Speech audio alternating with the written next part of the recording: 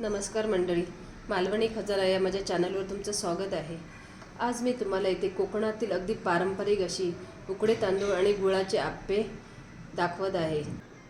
हे तांदूळ उकडून घेऊन त्यातील पाणी काढून टाकले जाते, म्हणून त्याला उकडे तांदूळ असं म्हणतात। आणि त्यामुळे त्यातील जे फॅट्स वाढवणारे घटक असतात ते निघून गेलेले असतात। त्यामुळे ब्लड प्रेशर, डायबिटीस असणाऱ्या लोकांसाठी पण हे फायदेशीर आहेत। हे तांदूळ खूपच पौष्टिक असतात। आजारामध्ये या तांदूळाची पेज रुग्णांना दिली तर रुग्ण लवकर बरा होतो। कोणत्याही प्रकारच्या तापात ही पेज घेतली तर औषधाप्रमाणे काम करते। असे हे बहुगुणी उकड्या तांदळापासून आज आपण आप्पे बनवणार आहोत। यासाठी लागणारे साहित्य आहे 2 वाट्या उकडे तांदूळ। इथे मी 2 वाट्या उकडे तांदूळ घेतलेले आहेत। ते 5-6 तासासाठी आपण भिजत ठेवणार आहोत। हे बघा, हे 5 तास आता झालेले आहेत। आता हे तांदूळ नीट फुगलेले आहेत। आता आपण ते मिक्सरला जाडसरच लावून घेऊयात। आपण थोडंसं मीठ टाकूया आणि नीट अशा प्रकारे ढवळून घेऊया। थोडं पाणी कमी वाटतंय।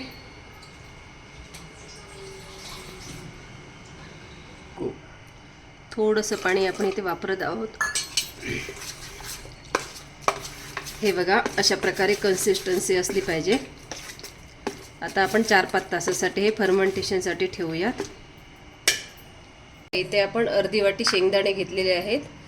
ते आपण रात्रभर आता पाण्यात भिजत ठेवणार आहोत। अशा पद्धतीने मी आता रात्री हे रवाळ वाटून घेतलं होतं। ते आता आपण पुढची प्रोसेस बनवायला घेऊया। त्याच्यासाठी 1 वाटी मी इथे ऑर्गॅनिक गूळ वापरलेला आहे, 1 वाटी ओलं खोबरं मी वापरलेलं आहे, 1 वाटी भिजवलेले शेंगदाणे आहेत, 1 वाटी मी इथे खोबऱ्याचे तुकडे वापरत आहे। पण ओल्या नारळाचं खोबरं आहे ते मिक्सरमध्ये वाटून घेऊयात। आता हे आपण यात मिक्स करून घेऊयात। ऑर्गॅनिक गूळ, खोबऱ्याचे तुकडे, भिजवलेले शेंगदाणे। हे भिजवलेले शेंगदाणे चवीला छान लागतात, म्हणून भिजवून घेतलेले आहेत आपण इथे। आणि हे मिक्सरमध्ये वाटून घेतलेलं खोबरं आहे। बघा, अशी कन्सिस्टन्सी झालेली आहे।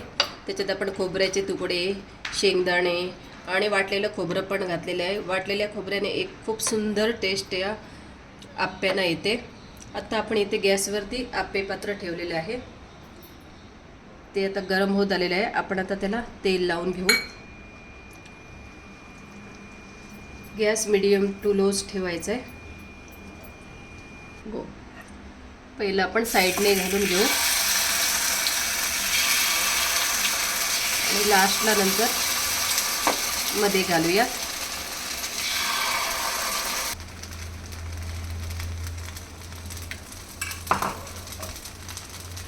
आता आपण हे झाकून ठेवूया। आता हे आपण परतून घेऊयात। हे खरपूस असे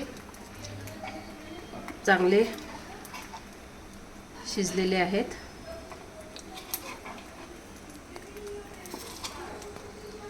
चवीला एकदम अप्रतिम लागतात, कारण ओल्या खोबऱ्याची टेस्ट त्याला खूपच सुंदर येते।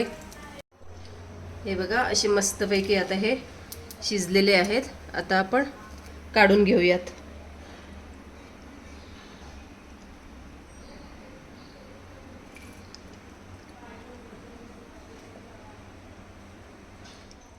असे हे आरोग्यदायी आणि चविष्ट असे आप्पे तयार इथे झालेले आहेत। हे तुम्ही असेही खाऊ शकता किंवा चहा सोबत तर एकदम चविष्टच लागतात। मंडळी, माझी रेसिपी आवडल्यास लाईक, शेअर आणि सबस्क्राईब करायला विसरू नका। आणि काही सूचना असल्यास नक्की द्या।